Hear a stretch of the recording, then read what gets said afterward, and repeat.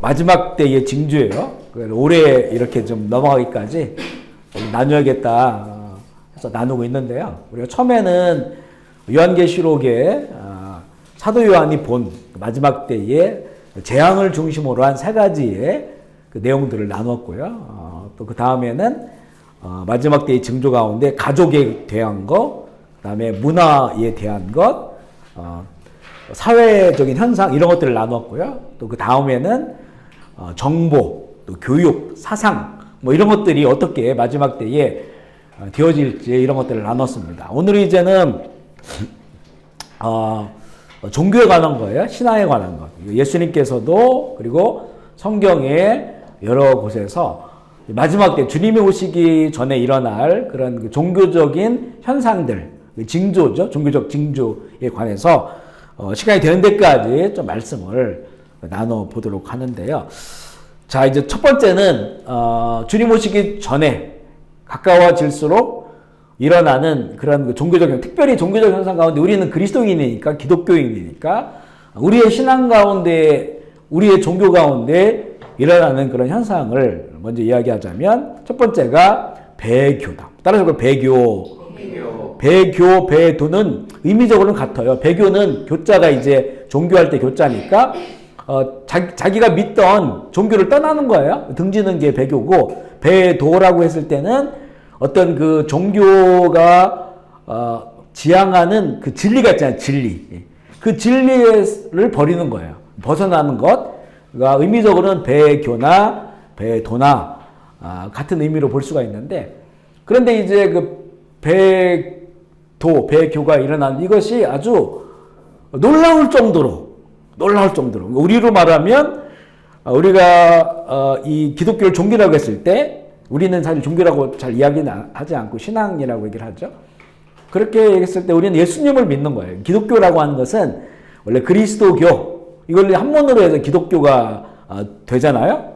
그래서 기독교 하면 지금 종교로 보면 두 가지예요. 캐톨릭이 예수님을 믿고 있으니까 기독교고, 그리고 우리 이 개신교라고 하는 프로테스탄트, 우리도 기독교예요. 그래서 이거는 캐톨릭 뭐 구교다 얘기야, 우리 신교다 이렇게 얘기를 하는데, 하여튼 이 두 종교가 그리스도교예요. 예수 그리스도를 믿음으로 말미암아 지금 세워지고 여기까지 오게 된 그런 종교란 말이죠. 그런데 이 기독교 안에서 배교, 배도가 일어난다. 그러면 우리의 그 신앙의 가장 중요한 그 중심이 되시는 예수님에 대해서 등을 돌린다는 거죠. 그 예수 그리스도의 진리. 물론 입으로는 예수님을 말하죠. 예수 믿는다, 하나님 믿는다라고 말하지만 이제는 그 마음의 중심이라든가 삶의 방식, 이 모든 것들이 이제는 그 진리를 벗어나게 되는 거죠. 진리를 등지고 다른 어떤 것들에 또 추구하게 되는 이런 그 현상들을 배도, 배교라고 하는데, 근데 이제 그 마지막 때 일어날 그 배교들은 이제는 너무 이제 놀랍다. 어떻게 저렇게 멀쩡한 교회가, 어떻게 저런 멀쩡한 존경받는 목사님이, 어떻게 저런 장로님이, 저런 권사님이 저렇게 오랫동안 신앙생활한 내지는 건강한 교회를 다닌 사람이 어떻게 배도할 수 있을까, 배교할 수 있을까라고 할 정도의 그런 일들로 간다는 거예요. 성경의 근거를 좀 찾아볼게요. 먼저 데살로니가 후서 2장 2절로 4절 말씀 읽어보겠습니다. 시작. 영으로나 또는 말로나 또는 우리에게서 이르렀다고 해서 마음이 흔들리거나 두려워하거나 하지 말아야 한다는 것이라. 누가 어떻게 하여도 너희가 미혹되지 말라. 먼저 배교하는 일이 있고 저 불법의 사람, 또 멸망의 아들이 나타나기 전에는 그날이 이르지 아니하리니 그는 대적하는 자라. 신이라고 불리는 모든 것과 숭배함을 받는 것에 대항하여 그 위에 자기를 높이고 하나님의 성전에 앉아 자기를 하나님이라 세우느니라. 그러니까 이제 그 사도 바울이 지금 이제 그 증거한 내용 뭐냐면, 앞에 보면요, 영으로나 또는 말로나 또는 우리에게 받았다는 편지로나. 그러니까 지금 사람들로부터 내지는 성령으로, 영으로는 성령이죠. 성령으로. 내지는 말은 다른 사람, 사도들이나 제자들의 말. 또 세 번째는 편지죠. 사실 이 데살로니가 뭐 전서 후서 이게 다 편지예요. 편지. 교회를 향한 편지거든요. 이런 편지를 통해서 그들이 자꾸 반복적으로 듣는 게 뭐냐? 주의 날이 가까웠다라는 거야. 그래서 주의 날이 가까웠으니까 깨어서 있어야 된다라고 하는 것들을 예수님이 전해주신 말씀이기도 하고 또 성령께서 우리에게 알려주시기도 하고 이런 얘기를 자꾸 듣다 보니까 어떻게 되냐면 사람들이 마음이 흔들려. 쉽게 마음이 흔들리고 두려워하게 되는 거예요. 그러니까 어떻게 하는데 일어나냐? 한편에서는 이제 주님 금방 온다고 하니까 일할 필요가 뭐가 있냐? 내가 직업을 가지고 이렇게 일할 의미가 있냐? 주님 오시면 세상이 끝나는 것인데 그리고 아무 일도 안 해요. 그래서 데살로니가 후서를 좀 더 읽어보면 일하지도 않는 자는 먹지도 마라 이게 나와요. 그게 왜냐면 이게 다 맥락이 연결되어 있는 거거든요. 오히려 이게 건강한 예수 그리스도의 재림을 기다린 건강한 사람들이라면 주님이 오시는 날이라고 하는 건 심판받는 날이다. 심판이라고 하는 건 뭘 판단받고 그래서 영생으로 영벌로 가는 거니까 그러니까 그 주님이 조만간 오신다고 한다면 그 남은 그 짧은 시간 더 열심히 말씀을 배우고 그 말씀대로 살고 또 부지런히 살고 이래야 되게 마땅한데 이게 이제 마음이 흔들려 버리는 거예요. 왜곡된 거죠. 그러다 보니까 두려워하고 그리고 염세적으로 되는 거예요. 삶의 의미가 뭐냐 그렇다면 학교 갈 필요가 있냐 공부할 필요가 있냐 전도할 필요가 있냐 뭐 이런 거죠. 이런 사람들이 생겨버렸기 때문에 그래서 사도 바울이 여러 주님의 오실 때의 징조를 얘기하면서 거기 대표적으로 두 가지 대표적인 그 현상이 벌어진다. 그게 첫 번째가 배교예요. 배교.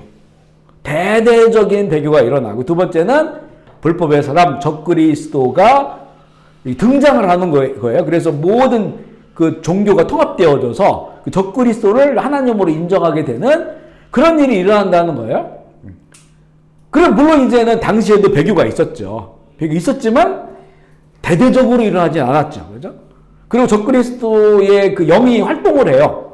불법에서는 그때도 활동을 하고 있어야 하지만 세상을 다 장악하지 못했어요. 모든 신의에 내가 하나님이다라고 이렇게 등장하지는 않았단 말이에요. 그렇기 때문에 사도 바울이 두 가지의 중요한 그 사인, 징조를 얘기해 주는데 그 중에 하나가 이제 배교, 대대적인 배교가 일어난다. 이번에 제가 한국에 가 있을 때 10월 27일 날이 한국에서 이제 서울에서 차별금지법을 반대하는 이런 그 기독교 집회가 있었잖아요. 한 110만 명이 모였다고 그러고 또 실시간으로 참여하신 분이 100만 명이 넘었다는 거예요. 원래 200만 모이자 했는데 이제 그 동영상 실시간으로 100만, 현장에 110만. 그래서 참 우리가 예상은 했지만 언론에 전혀 안 나와요. 메인 언론에 하나도 안 나왔어요. 뭐 이번에 뭐 탄핵 집회한다고 나오는 거는 대대적으로 나와요. 그거 뭐 2만 명 모였다 뭐 이러는데 대대 나오는데 이 110만 명이 모이는 건 우리나라 집회 역사로 보면 엄청난 거거든요. 이게 한 번에 이렇게 모인 거는 옛날 그 뭐 촛불 집회 이런 것보다도 훨씬 더 많이 모인 건데 안 나오면 어떻게 나오냐면 그 집회 때문에 교통이 불편했다 이렇게 나와. 교통이 불편했다 이렇게만 나오고 그냥 다 안 나옵니다. 이게 진보 언론이든 보수 언론이든 거의 다 안 나왔어요. 그래서 이제 우리가 이제 이거 우리 차별받는 거 아니에요? 차별받는 거. 110만 명이 모였는데 너무 차별받고 있잖아요. 그죠? 그런 그 모습들인데 그런데 이제 이게 이런 그 모임을 한다고 했을 때 기독교 내에서도 반발이 되게 심했어요. 제 그 목회하는 친구들, 우리 동기들 단톡방이 있는데 이 집회를 누가 올리니까 이거 반대하는 걸 또 올려요. 다 목사들이죠. 그러니까 양극화돼 버리는 거예요. 양쪽으로. 물론 이제 반대하는 쪽의 우려도 우리가 이해는 하지만 그렇지만 이제 우리의 그 모든 것들의 중심은 하나의 말씀이 성경이잖아요. 그리고 이런 것들이 우리나라에 통과되었을 때 이미 통과된 기독교 국가들이 어떻게 가고 있는지 알잖아요. 그러니까 이거는 어떤 기독교 안에 진보건 보수건 이런 걸 떠나서 한 마음으로 해야 될 일들의 이런 부분들은 그런데 이미 이 안에 여러 가지 문제제기하고 우려하고 하는 것들이 뭐 우리가 그동안 존경했던 그런 목사님들이 속해 있는 단체도 마찬가지고 이런 것들이 서서히 이제는 이 배교의 물결로 가는 거예요. 그리고 이제는 미국에 지난번에 얘기한 것처럼 이제 동성 결혼이 합법화되는 이런 그 상황이 되었을 때는 교회가 이것을 옹호하느냐 반대하느냐 때문에 교단이 갈라져 버렸어요. 미국의 감리교회가 두 개로 갈라졌습니다. 그러니까 이제는 그 신학교도 뭐 복음적인 신학교도 이제는 그것을 옹호하고 받아들였단 말이에요. 동성애자들 신학생활을 받아들이고 목사 안수 주고, 그리고 동성애자들이 목사에 대해서 안수를 받고 동성애 커플 결혼식 하면 가서 축복해주고 이런단 말이에요. 그러니까 이제 갈라지니까 한쪽은 배교하는 거잖아요. 한쪽은. 그렇게 쫙 갈라져 버려요. 근데 그동안 너무 우리 아는 제 동기도 마찬가지고 우리 선배들이 다 그 미국에 유학 가면 다 그 신학교 대부분. 그 유명한 신학교 있어요. 그 신학교 가서 공부를 하고, 그리고 학위를 받고 박사가 되고 뭐 이렇게 됐단 말이죠. 근데 그런 신학교도 그렇게 바뀐 거고, 교단도 마찬가지고. 너무 멀쩡한데, 역사와 전통이 있는데, 너무 건강한 교회였었는데, 그런 신학교였는데, 그런 단체인데, 이제 달라지는 거죠. 그리고 결국 나중에 이 끄트머리는 짐승의 표. 아마 이것 때문에 엄청난 배교가 있을 겁니다. 이것을, 말씀 그대로를 받아들여서 우리는 불편해도 그걸 안 받고 살겠다라고 하는 쪽과, 이거 받아도 상관없다. 예수 믿으면 구원받는 거지, 표 받는다고 구원받냐? 이렇게 이제 갈라져요. 이미 그렇게 그 반론하는 사람들이 많으니까 이게 쫙 갈라집니다. 우리 교회가 지금 차별금지법으로 갈라지고 있거든요. 좀 있으면 이제 만약에 우리가 이렇게 싸움에도 불구하고 우리나라가 이제는 동성 결혼이 합법화된다. 그리고 지금은 이 단계로 올라왔던 게 이 집회가 왜 생겼냐면요. 우리나라 대법원에서 지난번에 건강보험 피부양자, 이거는 가족만이 제가 세대 주면 제 세대 속한 자들을 피부양자가 돼서 제가 이제 내는 건강보험료로 다 혜택을 받아요. 가족만이. 이 헌법에 되어 있는데, 남성 동성애자 두 사람이 사실혼 관계, 우리는 이제 이 결혼 관계가 안 되니까, 아직 합법화 안 됐으니까 사실혼 관계로 살고 있어요. 이거를 대법원에서 한 명이 그 건강보험 들은 거를 그 상대, 사실혼 관계에 있는 그 남자가 피부양자가 될 수 있도록 대법원에서 판결이 난 거예요. 이거 미국이나 다른 나라도 다 이 과정을 거쳐요. 합법화가 아직 안 됐어도 동성 결혼이 이 과정을 먼저 거치는 거예요. 사회적으로 인정되는 거야. 서로 간에 결혼해서 살고 있다고 하는 것으로. 그러면서 이제 이런 근거에 따라서 동성 결혼이 합법화되는 거거든요. 근데 이번에 우리가 몇 달 전에 이게 됐어요, 대법원에서.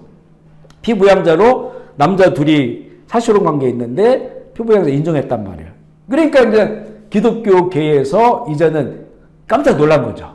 그리고 이제 우리가 이게 얼마 시간이 남지 않았다라고 해서 이번에 이런 큰 집회를 계획을 했어요. 이런 집회들이 이제는 입법하는 사람들은 국회의원들이잖아요. 국회의원들이 이렇게 기독교에서 반대를 하는구나라고 해서 경각심을 가지고 최대한 이걸 늦추려고 하는 거예요, 지금. 늦추려고 하는 그런 그 상황이에요. 왜냐하면 이게 합법화되는 순간, 차별금지법이 통과되는 순간부터 이제는 우리에게 생각지도 못하는 파장들이 어마어마하게 끼쳐집니다. 여기서 오늘 이렇게 얘기하잖아요. 이거 동영상 나가잖아요. 이거 고발당해요. 우리나라에서 했으면 지금이 아니라 이 차별금지법이 통과되면. 왜냐하면 거기 지난번에 나온 것처럼 성적 지향, 이런 것들에 대해서, 성별 이런 것들에 대해 차별을 안 된다 나왔잖아요. 이게 처음에는 벌금 내다가 나중에는 반복되면 징역 살고 이렇게 되거든요. 그러니까 이제 제가 그래서 전에 그런 생각도 해봤어요. 학교 다닐 때 데모 열심히 해가지고 경찰서도 많이 다니기도 했고 유치장도 또 가서 열흘 넘게 구치소 살다 왔거든요. 왜 나에게 이런 인생 가운데 이런 게 있을까 했더니 앞으로를 대비해서 앞으로도 갈 수 있기 때문에 그런 생각이 들더라고요. 미리 맛보게 하시더라고. 저는 거기서 나름대로 좋았거든요. 거기 제가 만날 수 없는 사람들을 조폭도 만나고 그냥 고주망태 된 술 취한 사람도 만나고 폭력하는 사람 만나고 강간 이런 사람도 만나고. 그러니까 거기 사람들 그냥 거기 안에서는 다 그냥 거기는 다 범죄자들이니까 그게 인간이야. 거기는 거기 정상적인 인간. 그래서 제가 아버님 누워 계시지만 아버님이 제가 6일째 대구 남부경찰서 유치장 했을 때 6일째 면회를 오셨어요. 그 얘기를 듣고 이게 이제 가거든요. 그 집으로 가니까 이제 얘기 듣고 오셔가지고 이제 이렇게 하면서 이게 유리가 된 데를 만난 거죠. 그래서 거기서 아버지 막 어머니 우시고 아버지 걱정하시고 그래서 제가 여기 있어 보니까 나름대로 괜찮습니다. 걱정하지 말라고 다 사람 사는 데는 똑같다고 이러면서 이제 그런 적이 있는데 참 이렇게 웃으면서 우리가 얘기하는 거지만 앞으로 그런 일이 발생해요. 저 혼자 잡혔거든요. 그랬더니 그 데모하는 등치 큰 애들은 다 어디 가고 제일 조그만 애인데 그때 제 몸무게가 40몇 킬로 했었거든요. 그러니까 뭐 제일 조그만 애가 혼자 잡혔다고 막 이러면서 이게 큰 애들은 보이니까 도망가는데 잠깐 안 보이니까 묻혀가지고 사람들이 묻혀가지고 경찰로 오는지 안 오는지 모르니까 그렇진 않았지만 그때는 맞아요. 그러니까 이제 앞으로 배교가 일어납니다. 이제. 너무 멀쩡한 교회들 또 건강한 교회들이 배교한다는 거예요. 그러니까 우리가 이제 그때마다 우리는 분별해야 되잖아요. 그러니까 지금 이거를 우려하는 사람들이 뭐라고 얘기하냐면 이거는 기독교가 그 사람들을 차별하자는 거냐 이렇게 나오거든요. 근데 우리는 차별하자는 게 아니고 분별하자는 거예요. 이게 성경의 진리를 우리 삶의 기준, 역사의 기준으로 봤을 때 이걸 로마서 12장 2절에 보면 하나님의 선하고 기뻐하신 뜻을 너희가 분별하라고 나오잖아요. 진리와 비진리를 분별하는 그 상황이지 그들을 차별하려고 하는 게 아니에요. 이게 법이 통과됐다 할지라도 동성애자들, 동성결혼 한 사람들 교회가 이 사람들을 막 욕하고 그 사람들을 안 만나고 이런 게 아니란 말이에요. 이런 법이 통과됐을 때 일어나는 엄청난 일들 때문에 이 법을 막는 거지. 막상 이제는 동성애 이런 애들 교회 찾아오면 우리 다 그분들 가슴에 품어주고 위에서 기도하고 바른 길로 안 되려고 하는 그 사랑으로 우리는 하죠. 그러니까 차별하려고 하는 게 아니라는 거죠. 하지만 특별히 우리 하나님의 큰 은혜를 누리고 이제까지 성장한 대한민국이 하나님의 뜻을 저버렸을 때 일어날 그 일들은 정말 예상이 돼요. 어떤 일이 일어날지가. 그런 것들을 우리가 이제 이런 것들을 통해서 이제 막아내는 거예요. 막아내는 거. 그런 이제 배교들이 온다라고 하는 것이고요. 이 배도자를 성경은 음녀라고 말을 하는데요. 음녀는 누구냐? 음란한 여자예요. 한마디로 말하면. 그러니까 타인을 사랑하는 거예요. 마땅히 사랑해야 될 내 남편, 내 신랑, 그리고 사랑의 관계 가운데 있는 그를 버리고 다른 것을 사랑하는 거예요. 이게 바로 음녀다. 호세아 3장 1절 읽어볼게요. 시작. 여호와께서 내게 이르시되 이스라엘 자손이 즐겁더라도 여호와가 그들을 사랑하나니 넌 또 가서 타인의 사랑을 받아 음녀가 된 그 여자를 사랑하라 하시기로. 자, 이 마음이죠. 이 마음이에요. 이스라엘 자손이 다른 신을 섬기고 다른 걸 사랑하는 거예요. 그리고 건포도 과자. 이 건포도 과자가 누가 주신 거예요? 포도 나무는 하나님이 주신 거예요. 풍성함, 삶을 위해서 주신 건데 그걸 건포도로 만들잖아. 이걸 가지고 이걸 먹으면서 다른 신이 줬다는 거예요. 내 애인이 이걸 줬다는 거예요. 호세아서 보면 그렇게 나와요. 애인이 준 거다. 그러니까 내 남편이 준 게 아니고 애인이 준 거다. 이렇게 말을 한단 말이에요. 그 애인이 그 애인을 사랑하는 게 음녀죠. 그렇지만 여호와가 그들을 사랑한다는 거예요. 그럼에도 불구하고 그래서 너는 가서 타인의 사랑을 받다 음녀된 그 여자를 사랑하라. 그 여자가 호세아의 부인인 고멜이죠. 고멜이 정말 음란한 여인이었는데 하나님의 말을 보여주는 거예요. 우리가 아마 다음 달인가부터 호세아를 좀 있더라고요. 호세아 이렇게 쭉 성경 읽기표를 보니까 그때 이제 호세아와 함께 또 나누면 하나님의 마음이 무엇인지를 우리가 보여주시고 스가랴에도 보면 음녀에 관한 것이 나와요. 5장 6절로 11절 말씀입니다. 시작. 내가 묻되 이것이 무엇이니까 하니 그가 이르되 나오는 이것이 에바이니라 하시고 또 이르되 온 땅에서 그들의 모양이 이러하니라. 이 에바가 가운데는 한 여인이 앉아 있으니 에바 그가 이르되 그러고 여인을 에바 속으로 던져놓고 납조각을 에바 아기 위에 던져넣었더라. 내가 또 눈을 들어본즉 두 여인이 나오는데 하계 날개 같은 날개가 있고 그 날개에 바람이 있더라. 그들이 그 에바를 천지 사이에 들었기로 내가 내게 말하는 천사에게 묻되 그들이 에바를 어디로 옮기하니 그가 내게 이르되 그들이 신할 땅으로 가서 그것을 위하여 집을 지으려 함이니라. 준공되면 그것이 제 초소에 오르게 되리라 하더라. 스가랴는 구약 성경이지만 또 이때는 이스라엘이 바벨론 포로에 돌아와가지고 성전을 건축하고 할 그때쯤에 활동한 선지자인데요. 구약의 거의 끄트머리쯤에 있었던 선지자예요. 그가 이제 환상을 봤는데 이 스가랴서는 환상과 환상으로 계속 연결되어 있거든요. 어렵습니다, 내용이. 특별히 거기에 보면 마지막 때 얘기도 나오고 이스라엘과 그 마지막 때 전쟁도 나오고 예수님의 재림도 나와요. 참 놀라운 성경 중 하나인데 그때 스가랴가 환상 가운데 이 에바가 항아리 하나가 보이는데 이 항아리가 그 항아리 가운데 한 여인이 앉아 있는 거예요. 그리고 그 여인이 항아리 속에 앉아 있는데 둥근 납 조각이 들리는데 소리가 들려요. 아기라 하고 이 여인을 에바 속으로 던져놓고 그 여인은 이 음료를 에바 항아리에다 가두는 거예요. 그리고 그 납덩어리가 이렇게 뜨잖아요. 그 뜨는 그 납덩어리로 뚜껑을 덮어버린 거예요. 뚜껑을 덮으니까 이제 두 여인이 나타나서 그걸 들고 어디로 가냐면 신할 땅으로 가요. 그리고 거기에 집을 짓는 거예요. 이게 못 나올 수 있도록 집을 짓는데 준공되면 그 제초소에 머물게 되는 신할 땅이 어디냐면 바벨론이에요. 바벨론이 망하였다 큰 성 바벨론이 나왔는데 거기에 누가 있냐면 짐승이 있고 음녀가 있잖아요. 그 음녀를 보여주는 거예요. 근데 참 재밌는 건 뭐냐면 이 음녀를 항아리 안에다 넣고 일단은 이렇게 묶는 거죠. 거기에 가둬놓는 건데 그 가두는 그 뚜껑이 뭐냐면 납덩어리예요. 왜 이걸 좀 신기하게 뭐냐면요.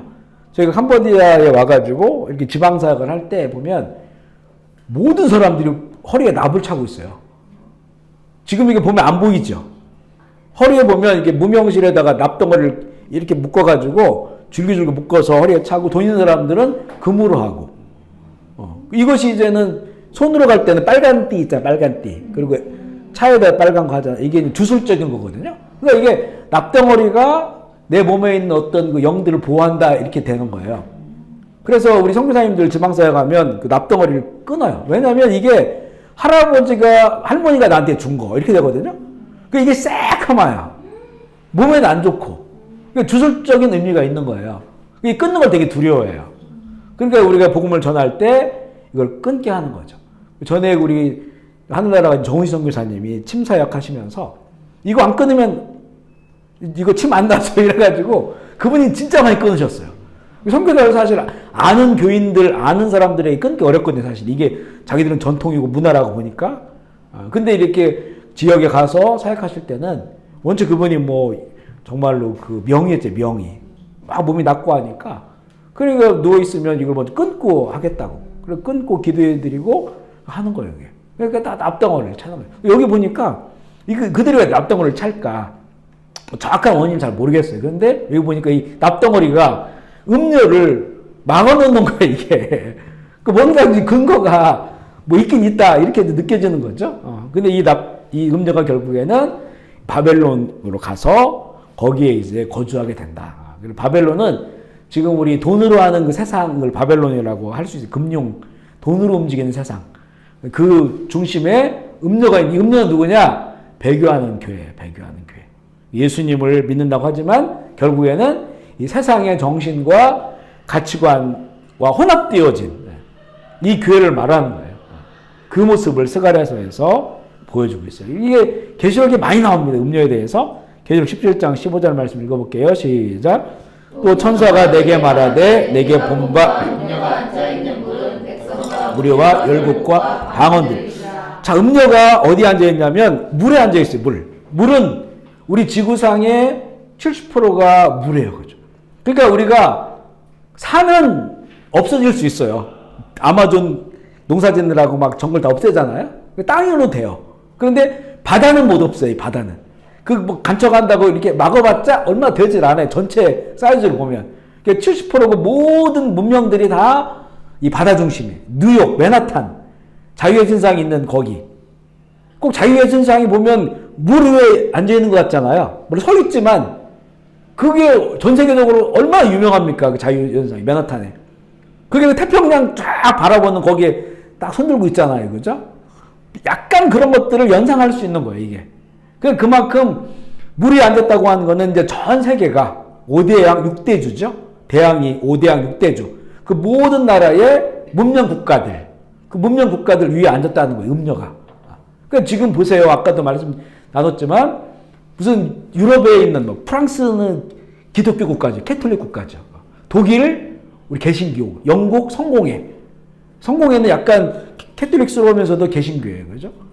이런 나라들, 그 국교예요, 국교. 영국의 성공회가, 영국에.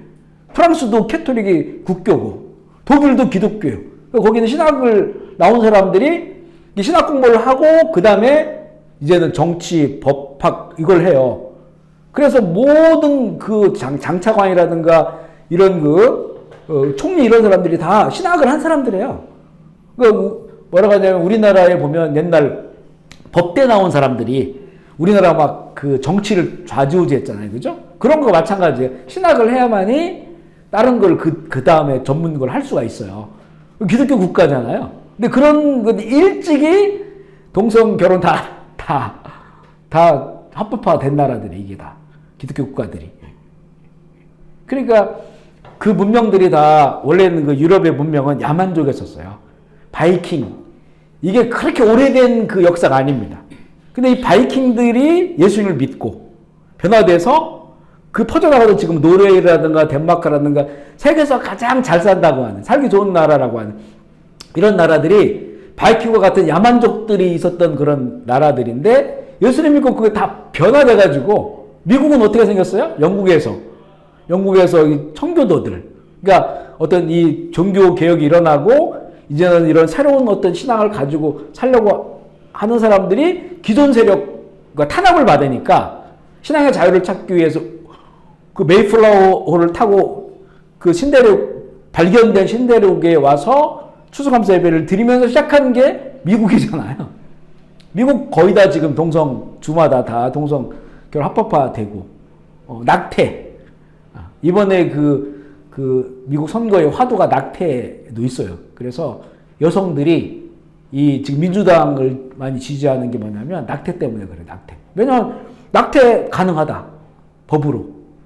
그리고 그 낙태가 이제는 뭐 6개월이든 8개월이든 여성 인권을 위해서 뱃속에 태아가 기존에는 뭐 3개월 뭐 이내 허용했다. 그리고 지금은 아니에요. 프랑스도 지금 다 무제한.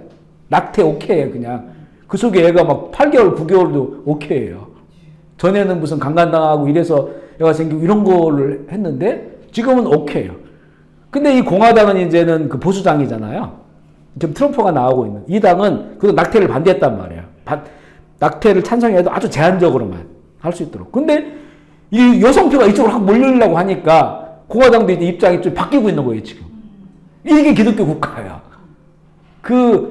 우리 성경은 뭐라고 하냐면, 모태에서부터 생명을 주셨다라고 하시죠. 고백을. 내가 세상에 나온 거가 아니고, 어머니 모태에서부터 하나님 주셨다는 거예요.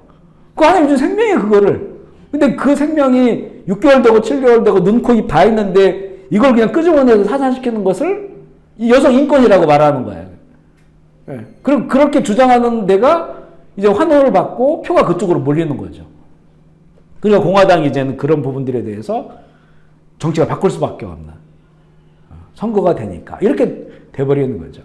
이게 이 물 위에 앉아 있는 그 기독교 문명 국가들, 그가 다 이제 음녀가 돼버리는 음녀. 그렇게 세상의 그런 그 것들과 이제 타협하고 그걸 받아들이고 수용하고 진정한 예수 그리스도의 그 복음이 상실되어져 버리는, 이게 이제 음녀죠. 딱 그렇게 되어지고 있는 거예요. 계시록 17장 1절을 읽어보겠습니다. 시작. 또 7 대접을 가진 7 천사 중 하나가 와서 내게 말하 이르되 이리로 오라. 많은 물 위에 앉은 내게 보이리라. 음녀 어떻게 됩니까? 심판받아요. 그러니까 신앙생활하고 교회 다니고 교회 생활 해도 이 음녀의 이 미혹에 넘어가서 음녀 쪽에 있으면 결국에는 심판당하는데 이 음녀가 어떻게 멸망하느냐면 그것도 성경이 보여주고 있거든요. 이 음녀는 하나님께서 손을 안 대셔도 멸망합니다. 왜냐하면 읽어볼게요. 계시록 17장 16절 시작. 내가 본 바 이 열불과 짐승은 음녀를 미워하여 망하게 하고 벌거벗게 하고 그의 살을 먹고 불로 아주 살리라. 자, 이거를 볼 수 있는 역사가 있어요. 우리 평양에 대붕운동이 일어났잖아요. 북한에. 남한보다. 이게 이제 남쪽으로 내려오고 만주로 가고 중국 북 일어나가 이렇게 큰 역할을 했어요. 그래서 평양 신학교가 굉장히 유명했고 그랬단 말이에요. 근데 이제 이 공산혁명이 일어났어요. 공산혁명이 일어나니까 이제는 이 공산주의가 어떤 사상을 가지고 있는지를 아는 분들은 남한으로 내려왔죠. 한경룡 목사님 이런 분들이 내려와서 그분들이 이 땅에 신학교를 세우고 남한의 교회가 막 부흥하기 시작한 거예요. 그런데 북한의 교회 가운데에서도 그들이 뭐라고 했냐면 우리가 공산화돼도 우리는 종교 자유가 있다. 그러니까 교회나 예수 믿는 거 아무런 문제가 없다. 그래서 이 교회는 이렇게 창구형으로 되어 있잖아요. 많은 사람이 모이게 되어 있잖아요. 그래서 이 교회를 그 선동하고 그 샤우팅하는 이런 장소로 내준 거예요. 각 그 인민군이 아니라 그 공산주의 각 지역 그 있는 위원들이 장소가 제일 좋으니까 교회가 우리가 교회에서 모임을 집회를 하고 그래서 막 혁명구 외치고 이런 걸 하는 걸 교회가 내줬단 말이에요. 그 교회가 지금까지 있을까요? 다 없어져 버렸습니다. 다 불타고. 그 장대현 교회, 그 부운동 일어났던 장대현 교회는 김일성 동상이 세워졌고, 그 교회에. 이렇게 되어버렸어요. 그러면 정말 6.25가 왜 일어나는지를 알게 돼요. 그렇게 이 평양에 부흥이 일어났고 하나님이 얼마나 은혜를 부어줬어요. 그죠? 평양이 세상이 바뀌어버렸잖아요. 그런데 공산주의가 들어왔을 때 그걸 받았어요. 물론 일제시대 때 거기서 또 신사참배를 결의했어요. 그곳에서. 이 신사참배를 결의하고 공산주의가 공산주의 처음부터 끝까지 기독교가 인정하지 않죠. 당연히 그래서 교회 불사르고 십자가 다 불사르고 또 이 믿는 사람 죽이고 손양원 목사님이 그렇게 순교하신 거 아니겠어요? 그런 것이 내를 분별하지 못하고 그걸 받아들였을 때 그게 다 없어지고 지하로 들어가 버렸고 믿는 사람 다 죽고 그렇게 되어버렸어요. 그죠? 이게 이렇다는 거예요. 결국에는 이 음녀, 그러니까 배교한 교회가 어떻게 망하느냐? 하나님 손대는 게 아니에요. 이 짐승, 사단, 마귀의 권세, 적그리스도가 결국에는 이 음녀를 죽이는 거예요. 그 배교한 교회. 처음에는 한 팀이 됐어요. 그래서 지난번에 우리 프랑스 올림픽 때 했던 보여줬잖아요. 그 짐승에 여자가 타고 있는 거. 이게 이제 그 성경에도 그대로 나와요. 음녀가 짐승에 타고 있어요. 한 편에 한 편. 짐승과 같이 달리는 거예요. 바벨론의 세상을 이렇게 만들어요. 배교한 교회와 함께. 근데 결국에는 짐승이 이거를 발가벗기고 불에 태워버려요. 음녀를. 그래서 그렇게 배교한 교회나 그들은 그렇게 끝장이 나는 거예요. 끝장이 나고 그 영혼들은 결국에는 이 짐승과 함께 영원한 지옥불에 떨어지게 된다라고 하는 것이니까 우리가 지금 이제는 우리 시간이 가고 있잖아요. 순간순간 결정해야 될 때가 나와요.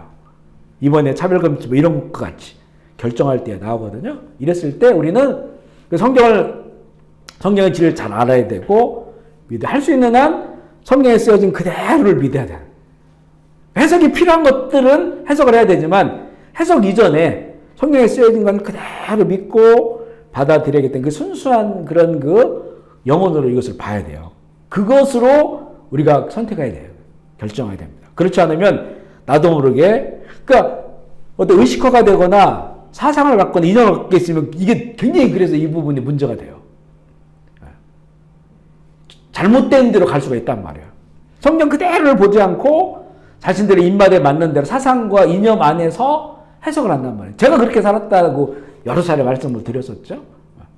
돌아와 보니까 이게 얼마나 헛된 것을 가지고 살았는지를 알게 됐죠. 이게 참 무서운 겁니다. 우리는 신앙생활을 늘 우리가 쌓아놨던 것들을 자꾸 깨부숴야 돼요. 이런 성들을 깨부시고 진리가 내 안에 이렇게 자라날 수 있도록 그걸로 분별을 하고 갈 수 있도록 해야 된다는 거죠. 그 음료가 짐승에 멸망을 하고 세 번째는 짐승의 표를 받는 교인. 여기도 이제 아마 대대적인 배교가 일어납니다. 계시록 13장 16절 17절 시작. 그가 모든 자 곧 작은 자나 큰 자나 부자나 가난 오른손이나 이마에 누구든지 이 표를 가진 자 외에는 매매를 못하게 하니 이 표는 곧 짐승의 이름이나 이름의 숫자. 이거 뭐 너무 많이 나눴죠 우리 교회에서는요. 보면 여기 보면 모든 자예요. 모든 자. 이 짐승의 시스템, 짐승의 어떤 방식이 모든 자, 작은 자나 큰 자, 우리 자녀들도 마찬가지고 우리 어른도 마찬가지고 부자나 가난한 자, 자유인이나 종들이나 그 모든 자에게 오른손이나 이마에 이게 이 손바닥을 얘기하는 게 아니고요. 오른손 전체를 말하는 거예요. 원어적으로는. 그러니까 이게 어디로 들어갈지 모르겠어요. 어깨로 들어갈 수도 있고 뭐 손에 들어갈 수도 있고. 그런데 제일 감지하기 좋은 거는 여기 이쯤이라고 요즘 얘기하는 건 들어보긴 했어요. 이게 우리가 뭐 결제를 할 때 지금 신용카드로 하고 뭐 하지만 이게 딱 돼서 내 통장과 연결돼서 빠져나간다 매매를 하게 됐을 때는 손 이쪽이 제일 뭐 감지가 편하다. 근데 앞으로 기술이 발달하면 뭐 아무데나 가능하겠죠. 아무데나. 근데 이제 이거 보면 오른쪽 왼쪽은 아마 구별될 겁니다. 왜냐면 오른쪽으로 해야 되는데 왼쪽으로 한다 그러면 되게 불편할 것 같아요. 뭔가 결제할 때 그죠? 시스템 자체가. 그러니까 한쪽 손으로만 할 수 있도록 이렇게 됐을 때는 오른쪽이라고 하는 것이고 아니면 이마나 오른쪽 이렇게 이제 성경 말하고 있는데 여기에 이제는 엄청난 아마 교회가 아마 전쟁을 할 거예요. 교회 내부에서 이 부분을 어떻게 받아들이냐에 대해서 세상은 이렇게 갈 거예요. 분명히 갈 텐데 이때 이것을 어떻게 이제 신앙적으로 볼 수 있느냐 이것 때문에 어마어마한 배도가 일어난다는 거 우리 여러 번 얘기를 했고요. 그러니까 지금 우리의 삶을 돈을 중심으로 살면 안 되는 거죠. 우리 자녀들을 가르칠 때도 자꾸 이제 저도 이제 보면 우리 지난번에 청년들하고도 함께 나눌 때도 마찬가지고 또 가치, 의미 이걸 자꾸 강조하게 되더라고요. 왜냐하면 우리가 어떤 영적 가치, 하나님 나라의 가치를 따라 살지 아니하면 그거는 다 돈을 따라 살아가요. 돈의 가치에 맞춰서 살아간단 말이에요. 돈의 가치를 따라 살아가는 사람은 이런 일이 딱 발생했을 때 거절을 못하죠. 돈을 못 쓰는데 어떻게 그걸 거절을 할 수 있어요? 거절할 수가 없어요. 그러니까 우리가 이제 그때 이게 이제 왜 표를 받았냐 안 받았냐 이게 지옥에서 천국 이게 아니고 진짜 예수 그리스도를 나 인생의 주인으로 믿고 살아가는 사람이라면 돈의 가치를 초월한 사람들이기 때문에 그 부분에 이게 그래 마지막 때 선악과라는 거야 이게 그 부분이란 말이죠. 이게 진짜 네가 주인이 예수님이냐 라고 하는 것을 이걸 통해서 판별을 한다는 거지 이걸 뭐 받으면 지옥 안 받으면 구원 이렇게 물리적으로 볼 수 있는 게 아니에요. 이 안에는 우리 신앙의 모든 게 들어가 있어요. 우리의 삶에 진실이 들어가 있단 말이에요. 진실이. 겉으로는 멀쩡한데 결국에는 나는 돈 없이 못 산다. 이렇게 쓴다면 어떻게든 합리화를 해서 표를 받겠죠. 그러면 이미 그는 예수님이 그의 인생의 주인이 아니고 다른 것이 주인으로 살아왔던 거예요. 특별히 돈이, 경제, 금융이. 요즘 우리가 한국 갔더니 우리 친구 이렇게 얘기하다 보니까 금융치료라는 말이 있대. 금융치료. 그래서 뭐 이렇게 애가 막 지금 부모랑 다퉜어요. 토라졌어요. 그럼 10만 원을 딱 쏴줘. 10만 원을 쏴주면 애가 마음이 풀려. 이게 금융치료야. 그래서 금융치료, 뭐 치유라고 해도 되겠죠. 근데 보통 이제 금융치료라고 하더라고요. 그거를. 근데 이걸 몇 번 들었어요. 그래가지고 이게 애가 자녀가 토라지고 뭐 어떤 관계에 있어가지고 이랬을 때 가서 유리해주고 안아주고 이런 게 아니고 돈을 보내주면 회복이 되는 거예요. 그래가지고 관계가 회복돼 주는 거예요. 이걸 금융치료라고 하더라고요. 그러니까 돈으로 이제는 사람의 마음도 달래줄 수 있고 위로도 해주고 돈으로 해주는 거예요. 우리도 마찬가지예요. 누가 쏴주면 좋죠. 쏴주면 마음이 따뜻해지는 거 맞아요. 그러니까 이제 우리 자녀들을 교육시킬 때 가치관 교육을 반드시 시켜야 돼요. 가치관의 교육을. 그래서 이거는 필요하다. 필요하지만 절대 가치는 아니다. 아멘이시죠. 그러니까 절대 가치를 가르쳐주고 그리고 나머지는 필요하지만 도구로. 있어도 감사하고 없어도 우리 주인은 예수 그리스도이기 때문에 주님 안에 살아갈 수 있다라고 하는 것을 가르쳐줘야 돼요. 가르쳐야 됩니다. 그렇다고 막 너무 이제 막 치우쳐가지고 그냥 머리 깎고 절에 들어가게 하면 안 되고 그건 잘못 가르친 것이고 세상 속에서 우리가 해야 될 일이 있기 때문에 세상 속에 살지만 이거는 필요한 도구이지 절대 가치는 아니다라고 하는 것을 어렸을 때부터 잘 가르쳐줘서 가슴에 새겨질 수 있도록 절대 가치가 가장 영원한 것이고 가장 중요한 것임을 그들이 그걸 붙잡고 살아갈 수 있도록 이렇게 안내를 해줘야 되고요. 두 번째, 지금 이제 그 마지막 때 징조 가운데 종교적인 현상을 나누고 있는데요. 성경적 근거를 가지고 두 번째가 이제 불법이 성하다. 아까 첫 번째는 그 배교 얘기했죠. 음녀라고 얘기하는 배교 역사가 있을 것이고 두 번째는 불법이 성하다. 예수님이 말씀하신 거예요.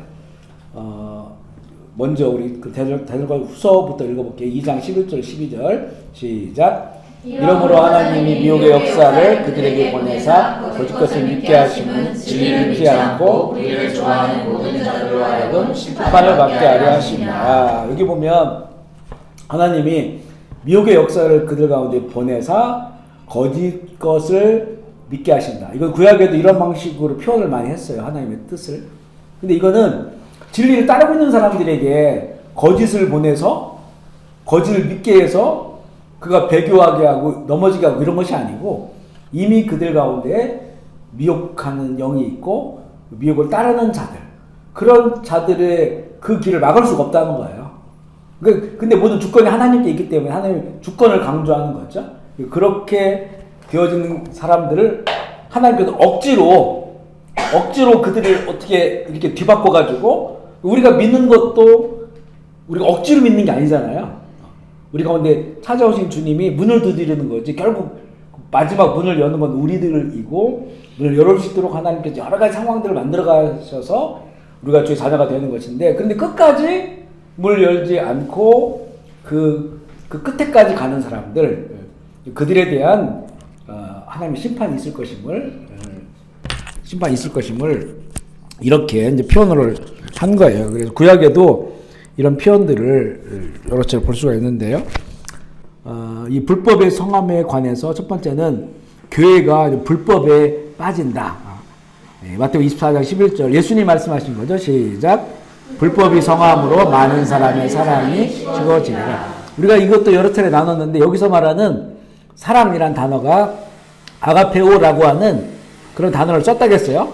아가페오 헬라어죠. 물론 예수님께서는 아람어를 쓰셨는데 이걸 이제 헬라어로 바꿀 때 아가페오라고 하는 걸 쓴 거예요. 예수님의 그 말씀의 뜻이 바로 아가페, 하나님의 그런 사랑을 표현하는 사랑을 썼다. 우리는 지금 사랑을 할 때 이런 표현들이 있어요. 우정, 친구들 간의 사랑, 우정. 요즘 뭐라고 해요? 브로맨스? 브로맨스, 남자들끼리 이렇게 좀 우정을 갖는 거? 브로맨스라고 해요. 그리고 나머지 사랑은 이게 뭐 육체적 사랑이든지 정신적 사랑이든지 다 사랑이라는 표현을 써요. 사랑한다. 근데 이제 그 헬라어로는 이게 나눠져 있어요. 그래서 뭐 에로스라고 하면 육체적 사랑을 말하고 또 뭐 필레오라고 하면 정신적인 플라토닉 러브 뭐 그러죠? 플라토닉 러브 정신적 사랑을 얘기하고 또 이렇게 우정을 말하는 그런 그 우정을 표현하는 그 사랑을 표현한 단어가 있어요. 근데 여기서 쓴 단어는 아가페오라는 걸 썼어요. 그 당시에 이 로마 시대잖아요. 헬레니즘 시대, 헬레니즘 문화. 헬레니즘 안에서 사랑이라는 표현이 이렇게 여러 가지로 나눠질 수 있는데 그 표현을 그랬을 때 예를 들어 내가 너를 에로스 한다 그러면 육체적으로 사랑한다는 거예요. 내가 너를 필레오 한다라고 하면 사랑한다라고 하는 거지만 정신적으로는 사랑한다 이렇게 말할 수 있는 건데 근데 우리나라의 표현으로는 그 구별이 안 되죠.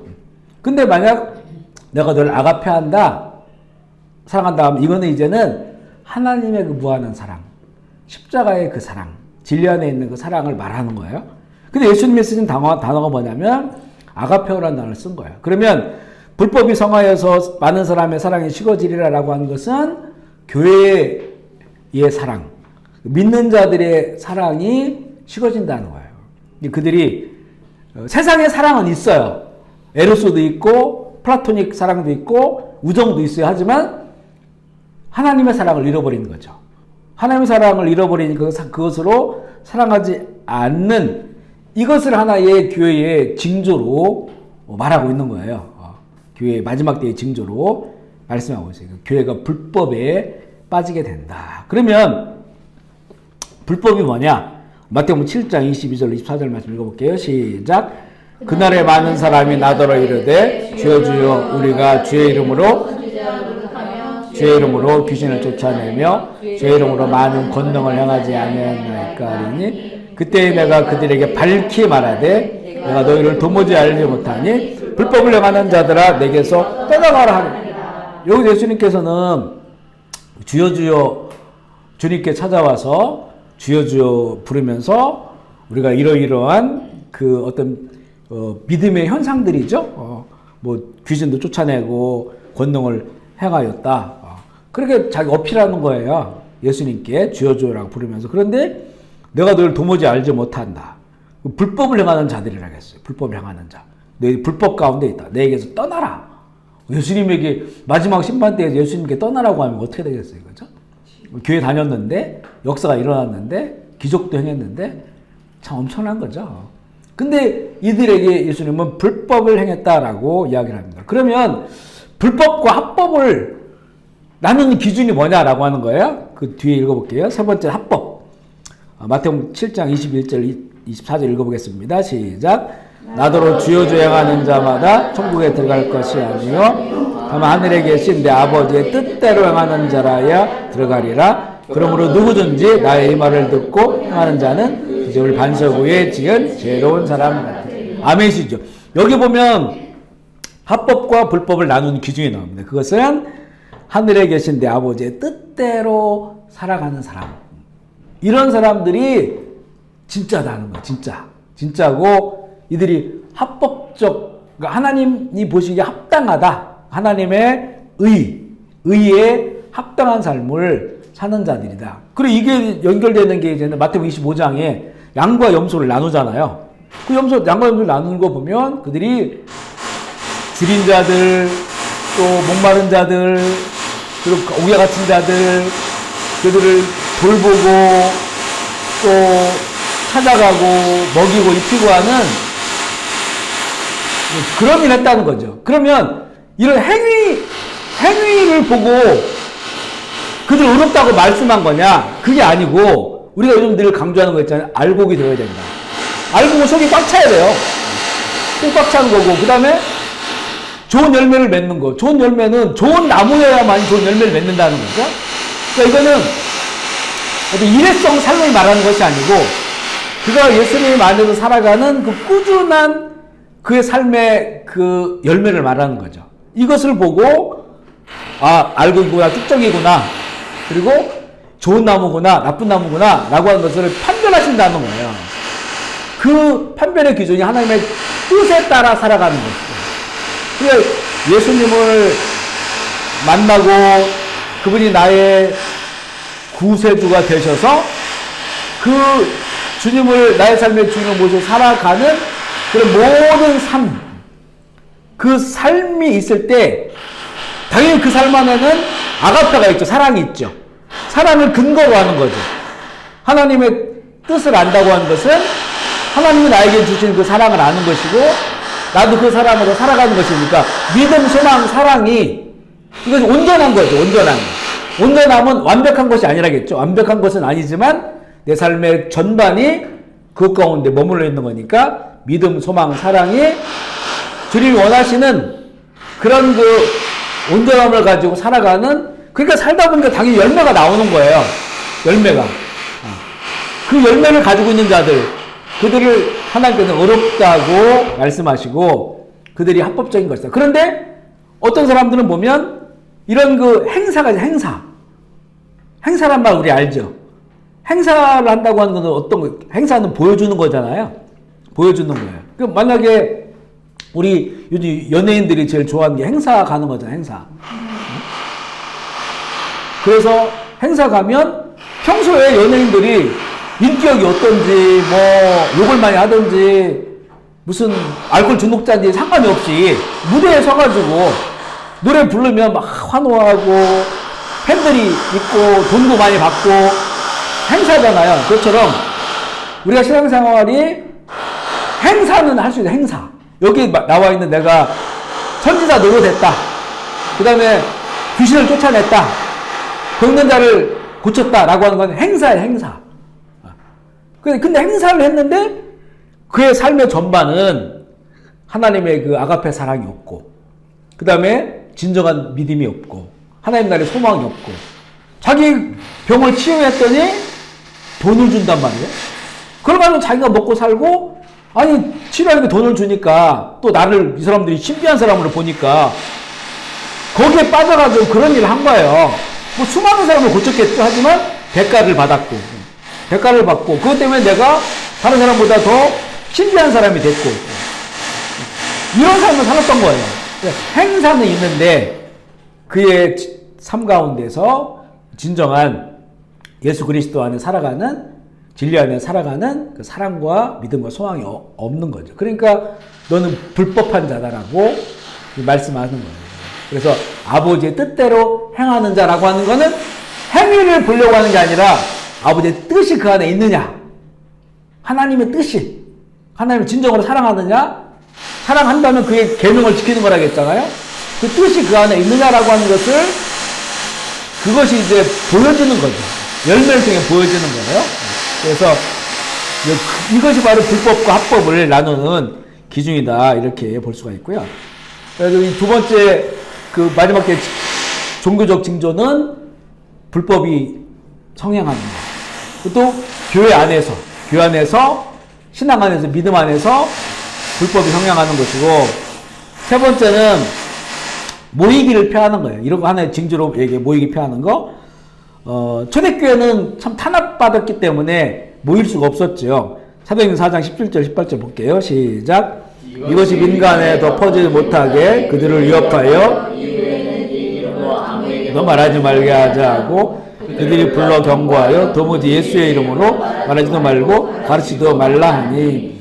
그러니까 이거는 그 당시에 그 종교 유대교의 그런 그 권세를 가진 자들이죠. 그들이 자꾸 예수의 이름으로 가르치고 예수를 믿는 사람들이 많아지고 막 수천 명씩 회개하고 돌아오니까 이들에게 도무지 그 이름으로 말하지 마라, 집회하지 말라는 거예요. 집회하지 말고 복음 전하지 말고 모임을 갖지 마라. 근데 이때는 핍박과 탄압 때문에 그 모임을 못하게 했는데, 지금은 우리가 귀찮으니까, 더 놀고 싶으니까, 이러니까 이제는 스스로 모임을 안 하려고 하는 거죠. 점점 없애는 거예요. 없애고, 새벽 기도도 없애고, 이제는 뭐 다른 어떤 모임들도 없애고, 그래서 실제 이런 걸 주장하는 데도 많아요. 그냥 주일날 한번 모여서 예배 드리고 나머지는 말씀 따라 살면 되지 않냐. 말은 쉽잖아요. 주일날 한 번 예배 드려가지고 나머지 그 다음날 그 말씀을 듣고 예배 드리고 그 받은 은혜 가지고 살아갈 수 있어요? 살아갈 수가 없습니다. 저도 마찬가지예요. 저도 한국 가가지고 이렇게 이제 늘 하던 기도가 끊어지고 이렇게 되잖아요. 그러면 확 달라져요. 내면이 달라지고, 이게 현상이 딱 달라요. 두려움이 생기고, 불안하고, 걱정 생기고, 이런 것들이고, 자꾸 이제는 불평이 나오기 시작하고, 이렇게 나와요. 자꾸 다른 사람을 보면, 이렇게 좀, 핀잔도 주고 싶고, 여기 있을 때 없었던 것들이 거기 가면 막 나와요, 그게. 이게 일주일에 한 번 예배 드려가지고, 그 다음날 수도 없이 세상에서 들어오는 공격들과 시험과 이거를 이길 수가 없어요. 이길 수가 없습니다. 가면 갈수록 마지막 때 더 그래요. 그나마 우리 정말 옛날에는 아무것도 뭐 시골에서 볼 것도 없고 저녁 되면 불 끄고 자고 이러는데, 훨씬 더 그때는 그냥 생활 자체가 단조로웠잖아요. 그러면 혹시 그때는 더 모였지만 사실은 할 일도 없고 하니까 더 모였지만 그때는 일주일에 한 번 예배 드리고 남의 생활 가운데서 살아가라 라고 해도 어찌 보면 그래도 힘들겠죠. 근데 지금은 우리가 예배 끝나자마자 이거 스마트폰 열어가지고 보면 세상의 것들이 뭐 물밀듯 들어오고 정말 저 이번 한국 가가지고 또 이렇게 이제 병원에 나와가지고 그 드라마 우리나라 막 요즘 보면 수목 드라마 뭐 금토들이 되게 재밌어요. 드라마 같은 거 막 그 다음 거 진짜 보고 싶고 이렇잖아요.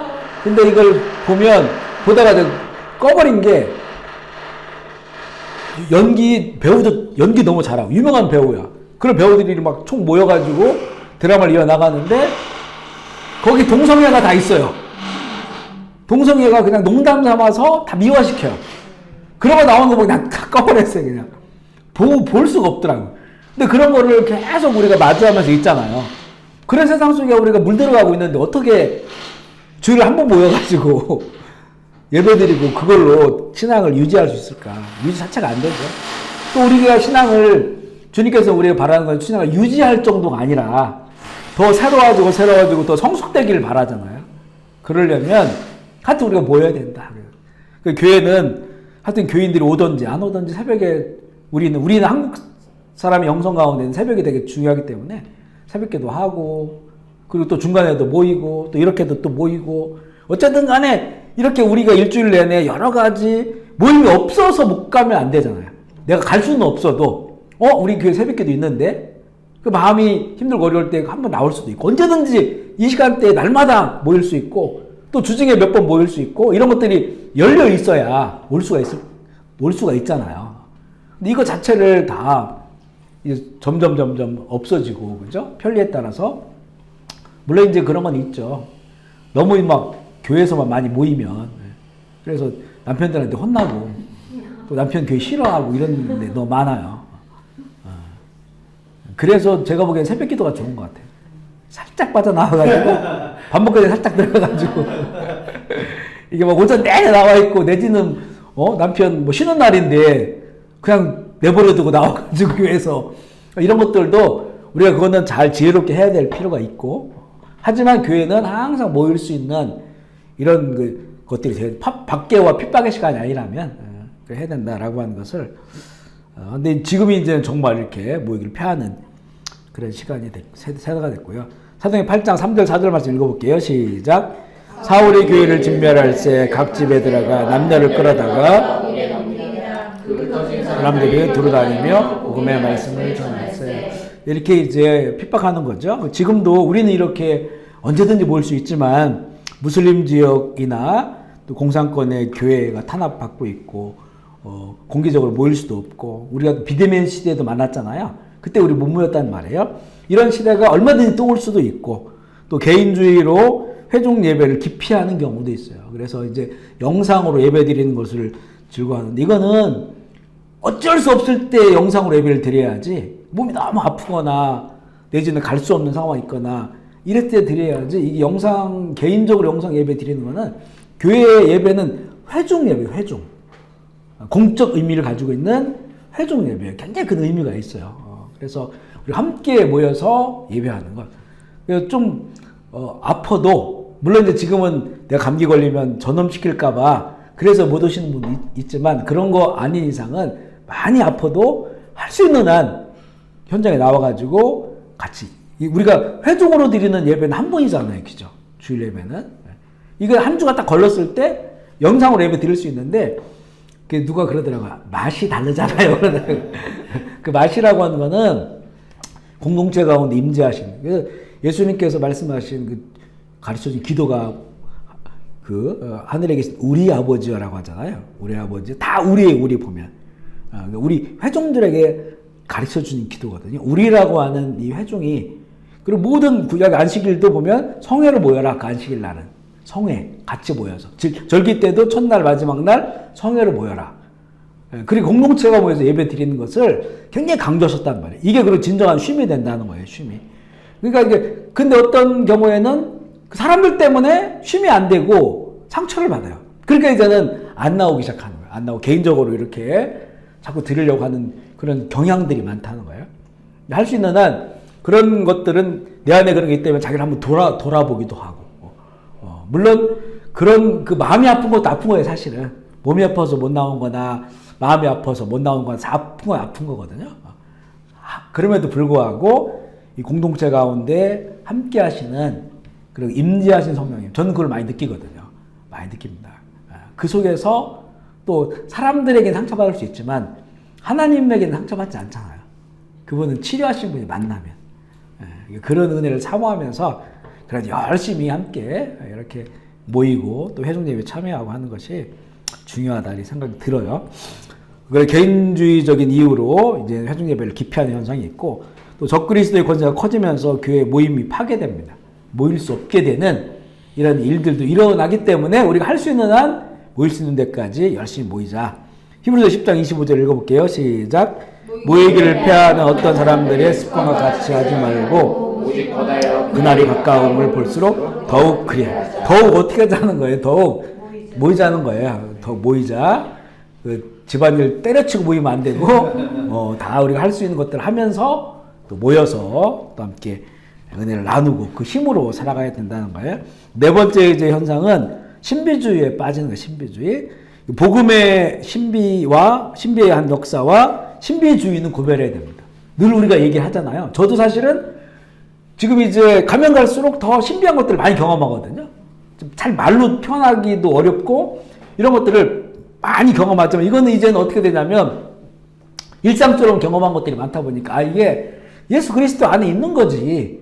그분은 무차원의 존재이신 하나님이시고 성령님은 무차원으로 일을 하시는 분인데 나는 3차원을 살아가는 제한된 인간이니까 그분이 내 안에 계시고 역사가면 당연히 신비한 게 일어나지. 복음 안에 있는 그 신비를 우리가 당연히 가지되 신비주의라고 하는 건 뭐냐면 거기에 빠지는 거예요. 그래서 누가 신비한 역사를 일으키면 여기가 답이야. 정답이야. 그런 게 없으면 능력이 없어. 여기는 가짜야. 이렇게 본단 말이에요. 이게 바로 신비주의의 문제예요. 그래서 자꾸 그러다 보면 신비한 일들을 일으키는 사람 쪽으로 가잖아요. 그런데 이거는 끝도 없어요. 이만큼이 되어지면 나중에 더 큰 걸 바라고 더 깊은 걸 바라고 그러니까 나중에 이 사람도 아니야? 저 사람 죽은다고 살린대? 그럼 그걸 가는 거예요. 그러니까 이거는 진정한 예수 그리스도 복음 안에 있는 그런 신비가 아니에요. 신비주의. 지금 중국의 지하교회가 보통 우리가 막 많이 잡으면 1억이다. 지하교회가. 중국에는 지상교회가 있고 지하교회가 있어요. 지상교회를 삼자교회라고 하거든요. 이거는 정부에서 인정한 교회예요. 이 교회가 있어요. 근데 정부의 가이드라인이 있어요. 요한계시록 이거 설교 못합니다. 중국은. 몇 가지 못하는 게 많이 있어요. 그걸 받아들이는 교회는 보호는 해주되 몇천 명씩 모여 교회가. 하지만 가이드라인 안에 있어야 돼요. 물론 그 지상교회가 지하교회 연결되어 있는 교회도 많이 있어요. 지하교회는 이제는 공식적으로 예배를 못 드리는 거죠. 그렇게 돼 있는데 그 교인들이 그 수천만 되는 거예요. 우리나라보다 훨씬 많습니다. 교인이. 지하교회가. 근데 이단들이 이렇게 많아요. 왜냐하면 이게 이제 문화혁명이 일어나고 교회를 다 파괴하고 이들이 지하로 들어갔을 때 생명을 걸고 기도하는 거예요. 그러니까 성령의 역사가 막 나타나. 성령이 나타나다 보니까 어마어마한 역사들이 나타나는 거예요. 성령의 역사가. 그 윈 형제가 쓴 그 책도 있잖아요. 가시바의 하늘에 속한 자. 보면 막 엄청나요. 온문이 그냥 열려요. 사람들이 쳐다보고 있는데 교도관들이 문이 열려가지고 그냥 나와. 사도행전 보면 그런 역사 몇 개 나오잖아요. 몇 번. 그런 일이 나타나니까. 그러니까 너무 그런 그 역사들 속에 있다 보니까 나중에는 조금 완화됐을 때 보니까 이들이 이제 말씀의 배경이 없는 거예요. 체험적 신앙인데 말씀의 배경이 없으니까 이단들이 나타나서 은사파라는 이단이 있어요. 여자가 그 교주가 됐는데 그 의사가 막 나타나니까 거기 100만 명이 따라다니는 거야. 우리나라에 지금 이단들도 거의 100만 명 쫓아다니는 이단은 그렇게 없을 것 같은데 몇십만 명은 있지만 이제는 그런 이단들. 그러니까 지금은 사실 중국 지하교회 같은 경우는 우리 지금 한국에는 목회자도 많고 신학자도 많잖아요. 우리 이제는 중국 지하교회 그동안도 많이 하긴 했지만 지금 잘 못해요. 이제 사역을 다 추방시키고 이래가지고 그러니까 거기 말씀으로 이제 가르쳐야 돼. 복음을 가르치고. 그 위에 이런 신비한 역사들을 바로 볼 수 있도록 해야 되는데 거기에 너무 쫓아가다 보니까 그게 이제는 거기 빠져버리는 거죠. 신비한 역사가 일어나면 진리다. 일어나지 않으면 여기는 뭐 능력이 없고 가짜다. 이렇게 이제 보려고 하는 것이 이제 신비주의예요. 진리보다 신비를 추구하는 사람들이에요. 그러다 보면 마지막 때 이제는 신비한 역사를 일으키는 사람들이 나타나요. 그게. 데살로니가후서 2장 9절 10절 읽어보겠습니다. 시작. 악한 자의 나타남은 사탄의 활동을 따라 모든 능력과 표적과 거짓 기적과 불의의 모든 속임으로 멸망하는 자들에게 있으리니 이는 그들이 진리를 사랑을 받지 아니하는 구원함을 받지 못하니라. 그러니까 진리 안에 온전히 거하지 못하고 그리스도의 복음 안에 있는 그런 신비함 그 얼마나 일어날 수 있어요. 하지만 그 진리 안에 거하지 못하고 이들은 이 능력과 표적과 거짓 기적과 불의와 속임으로 멸망당하는 자들과 함께 하는데 이거 보면 그 배경이 누구냐면 악한 자의 나타나면 사단의 활동을 따라. 그러니까 사단이 활동하는 건데 똑같이 우리가 성령 안에 일어나는 기적을 똑같이 행하는 거예요. 그러니까 잘 분별을 못하는 거죠. 그러다 보니까 이 신비한 걸 추구하는 사람들은 거기에 따라가다 결국은 멸망으로 간다는 거죠. 우리는 신앙생활 할 때 혹시 나에게 신비한 체험이 별로 없었더라도 그리스도 복음 안에 얼마든지 일어날 수 있다. 성경에 나와 있는 이 모든 일들이 일어날 수 있다. 그리고 지금 일어나고 있다라고 하는 것을 믿고 그런 신비한 일들이 일어났을 때 이거에 대해서 우리가 하나님께 영광 돌리고 감사해야지 이걸 보고 와 해가지고 그걸 쫓아가면 안 된다는 거예요. 아멘이시죠? 아멘입니다. 그래서 자꾸 이제는 그런 신비한 것들을 자꾸 말하는 사람들이 있어요. 말하는 거. 내가 이렇게 어때 해가지고 막 이렇게 했다. 이렇게 하는 그런 것들도 우리가 잘 분별을 해야 됩니다. 사실 진정으로 하나님 그리스도의 복음 안에 있는 신비한 역사를 가지고 있는 사람들은 그걸 잘 자랑하지 않아요. 왜냐하면 그걸 자랑하는 순간 그거는 자기가 드러나거든요. 근데 진짜 그리스도의 복음 안에 있는 신비한 역사들을 가진 사람들은 하나님께 영광을 돌려요. 할 수 있는 한 그런 것들을 얘기하지 않으려고 하고 정말 이제 어떤 복음을 전하기 위해서 믿음 없는 사람한테 전하기 위해서 간증은 하겠지만 그걸 가지고 자기를 높이고 자기를 드러내고 이런 것들은 우리가 한번 분별할 수 있는 그런 분별력을 가져야 됩니다. 진짜와 가짜가 그렇게 구별되는 거예요. 결국에는. 진짜는 예수님 말씀처럼 자기 한 일을 다 숨기는 거예요. 숨기고 오른손 한 일을 왼손이 모르게 하는 것이고 이거는 만약에 드러낸다고 했을 때는 정말 하나님께만 영광이 되게 자신은 가려지는 거고 그죠. 근데 이것이 나의 영웅당처럼 얘기하고 이런 부분들은 잘 분별해야 돼요. 우리 과거에 우리 부흥에 오신 강사님들이 뭐 본문 하나 읽어놓고 거기에 대한 설교는 안 하고 막 뭐 귀신을 쫓아냈다, 명자가 일어났다, 저는 그런 것들을 이렇게 해가지고 그때는 또 우리가 수준도 낮긴 낮았어요, 사실은. 그런 걸 통해서 이제 예수님 만나고 이런 좋은 일도 있었지만 그렇지만 그런 것들 때문에 우리 한국 교회의 성도들이 좀 덜 성숙한 그런 좀 문제도 있었던 것으로 이렇게 보여져요. 마태복음 24장 24절 읽어보겠습니다. 시작. 거짓 그리스도들과 거짓 선지자들이 일어나 큰 표적과 기사를 보여 할 수만 자, 여기 참 중요한 말이죠. 할 수가 있으면 그 큰 표적과 기사, 표적은 미라클 사인이에요. 미라클 기적을 일으켜가지고 기사도 기적이죠. 이걸 일으켜서 할 수만 있으면 안 믿는 자들뿐만 아니고 믿음 없는 자들뿐만 아니라 택하신 자들, 중요한 단어이죠. 지금 우리가 구원을 향하여 나아가고 있는 이런 사람들마저도 미혹한다는 거예요. 미혹 당하면 결국에는 이 신비주의에 빠져가지고 이 길로 가는 거예요. 우리 신앙생활 가운데 보면 되게 그런 사람들이 꽤 있어요. 신비한 걸 막 추구하며 이런 사람이 막 있고 또 지금은 이제 자꾸 저도 얘기했지만 뭐 주술적인 거 이것도 드라마나 이런 데 되게 많이 나와요. 요즘 주술 뭐 영혼 바뀌는 거, 또 내지는 그런 성경에는 없는 어떤 영적인 것과 관련된 이런 드라마라든가 이런 건 되게 많아요. 뭐 지옥이라는 그런 뭐 우리나라 드라마도 있었잖아요. 뭐 무슨 와가지고 뭐 지옥 데리고 이런 것도 있고 그렇잖아요. 이게 다 이제 어떤 다 반성경적이고 이게 뭐 파묘 같은 것도 마찬가지고 뭐 이게 그 조상신 무덤을 잘못 써가지고 뭐 어떻게 이런 거는 다 거짓이에요, 거짓.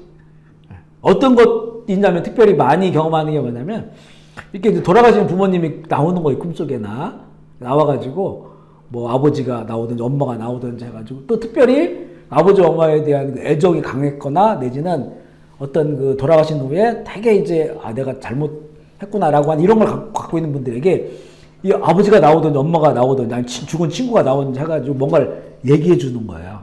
그럼 그거를 굉장히 신비한 것으로 받아들여요. 근데 이게 우리가 이제 그런 경험들도 했지만 그것을 향해서 예수의 이름을 물리치면 얼굴이 바뀌어요. 바뀌어요, 이게. 귀신이에요, 귀신. 악한 영들이 악한 영들. 이게 우리에게 부모가 친숙하니까 그리고 죽은 친구가 친숙하니까 그 모습으로 나타나는 거예요. 영적으로는 그렇게 될 수가 없어요. 죽으면 음부와에서 다 하나님의 주권 통제권 안에 있어요. 이 영이 올 수가 없어요, 우리한테. 올 수가 없습니다. 근데 그 영들을 만난단 말이죠. 그러니까 이거는 다 거짓과 가짜야. 근데 우리는 그걸 하면 또 무당한테 찾아가가지고 또 해석을 듣고 그래 이렇게라 저렇게라 하고 요즘 너무 많아졌죠. 점치는 거 뭐 이런 것들 너무나 많아졌어요, 그죠?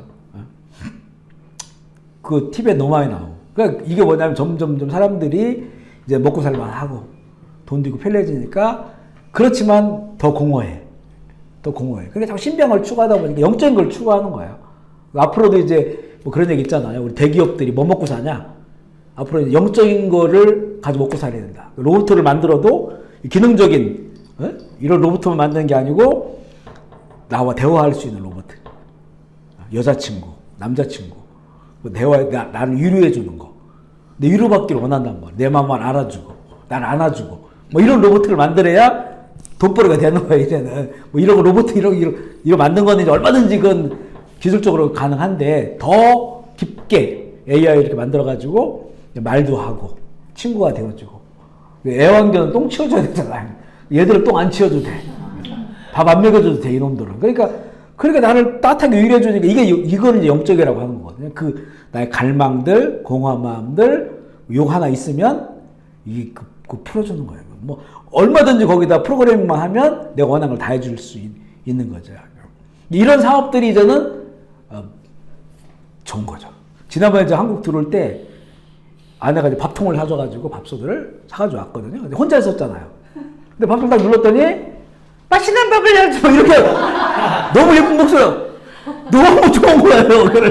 몇 번 눌러보면 혼자 있으니까 몇 개월을 밥 먹을 때마다 얘를 누르니까 뭐 맛있는 밥을 맛있게 드십시오 이렇게 말하는 거예요. 이게 너무 이렇게 좀 뭔가 처음에 깜짝 놀랐다가 너무 그냥 나도 모르게 쓰다듬어주고 이렇게 만져주고 말을 하니까 이렇게 되더라고 이게.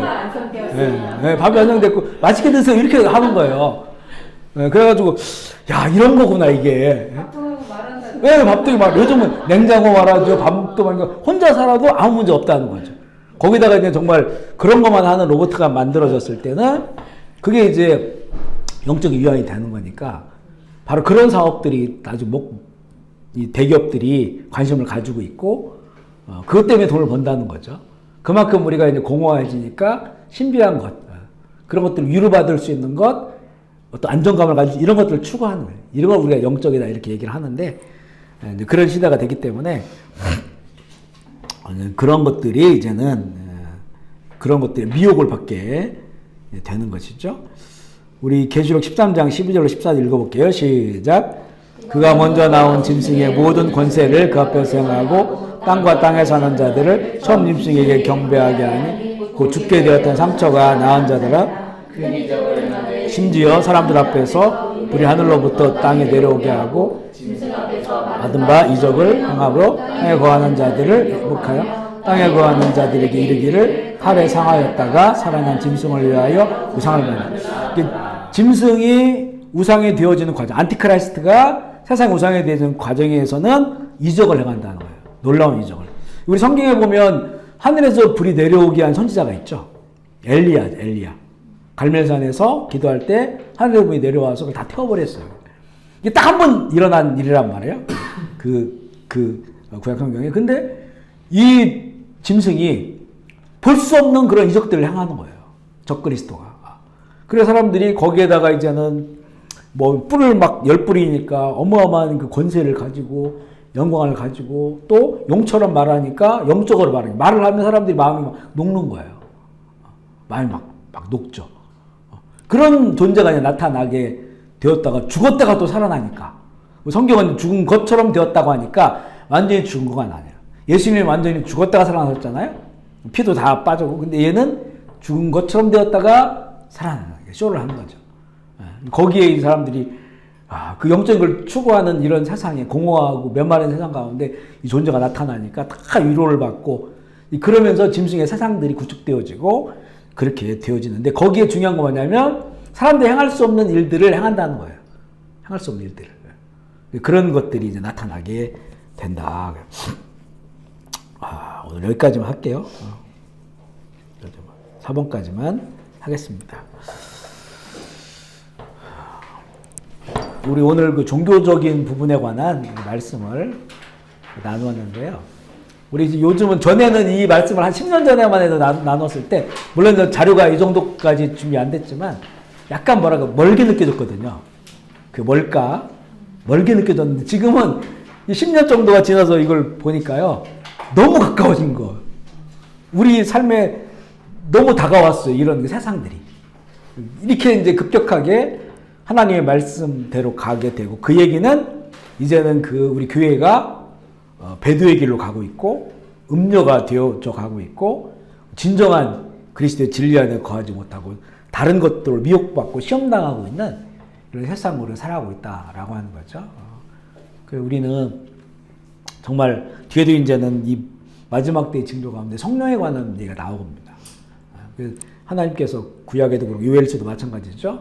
사도행전은 마찬가지고 말세에 내가 너에게 내 영을 부어주리니 우리 자녀들도 젊은이들도 또 너희 아비들도 노인들도 성령 받아야 된다. 성령 충만해야만이 이 말씀과 더불어서 성령으로 살아가야 돼야 이 온전한 길까지. 그렇지 않으면 다 배도의 길, 적그리스도의 길, 예수를 믿는 것 같지만 결국에는 그런 미혹당하는 길로 갈 수밖에 없음을 분명히 말해주고 있고, 지금 이미 그런 현상들이 대대적으로 나타나고 있는 이런 삶 가운데 있습니다. 우리가 말씀과 성령, 따라서 말씀과 성령, 말씀과 성령으로 살아가야 된다. 그러니까 말씀만 가지고도 안 돼요. 또 성령 얘기하면 자꾸 또 신비한 것으로 빠져버려요. 그러니까 말씀과 성령으로 우리가 잘 세상을 분별하고 그렇게 끝까지 바른 길 갈 수 있도록 우리 시간에 좀 결단하는 마음으로 주의 이름으로 통성으로 기도가 마무리할게요. 같이 기도하시겠습니다. 하나님 아버지 감사합니다. 말씀을 다시 나누면서 정말 급격하게 주님께서 말씀하신 그 징조대로 온 세상이 그 길로 가는 것을 확인하고 이런 말씀 우리에게 주신 주님께 또 영광을 올려드립니다. 특별히 교회가 또 우리 예수님을 믿는 신앙인들이 얼마나 많이 배도의 길을 가고 있는지, 또 지금은 정말 지금보다 더 거센 그런 배도의 물결이 우리의 모든 믿는 신앙 가운데 우리를 미혹하고 또 넘어뜨리는 그런 길에 있는 것을 우리가 실감하며 다시 한번 말씀을 붙잡습니다. 너무나 부족하오니 하나님의 성령님께서 우리가 말씀을 잘 받아들이고 이 말씀으로 살아갈 수 있도록 힘주시고 우리를 인도하여 주옵소서. 하나님의 회복된 형상들로서 주님, 이 시험의 시대, 미혹의 시대, 극악한 악으로 달려가고 있는 이 세대에 정말로 믿음과 소망과 사랑의 온전함을 힘입어서 우리는 이런 세상의 보판 가운데서도 하나님의 나라를 이루며 그 나라를 누리며 또 전하며 살아갈 수 있도록 주님 도와주옵소서. 우리 사랑하는 푸른변 제일교회 우리 모든 우리의 자녀들 또 우리의 젊은이들 또 함께 예배하는 우리 모든 형제 자매들 주께서 기억하여 주시고 바른 교회 되게 하시고 끝까지 예수 그리스도의 충만함으로 이 땅 가운데 충만한 주님의 교회가 되게 하여 주시고 우리 안에 주님 하나님 기뻐하지 않는 것들이 있다면 우리가 잘 분별해서 그것을 거절하게 하여 주시고 하나님 기뻐하시는 뜻대로 우리 함께 나아갈 수 있도록 그러나 늘 부족하오니 말씀과 성령으로 주님 충만하게 하여 주시옵소서. 우리보다 더 심각한 악의 시대를 살아갈 우리 자녀들 특별히 기억하여 주시고 우리가 먼저 모범이 되게 하셔서 자녀들을 잘 말씀을 가르치고 하나님 나라의 가치관으로 가르치게 하셔서 어떤 상황을 맞이한다 할지라도 그들이 배교하지 않고 신앙을 주님을 향해서 등 돌리지 않고 끝까지 다시 오실 주님의 그 날들을 사모하며 함께 나아갈 수 있도록 주여 인도하여 주시옵소서. 오늘 이렇게 귀한 장소 허락하셔서 주님 감사합니다.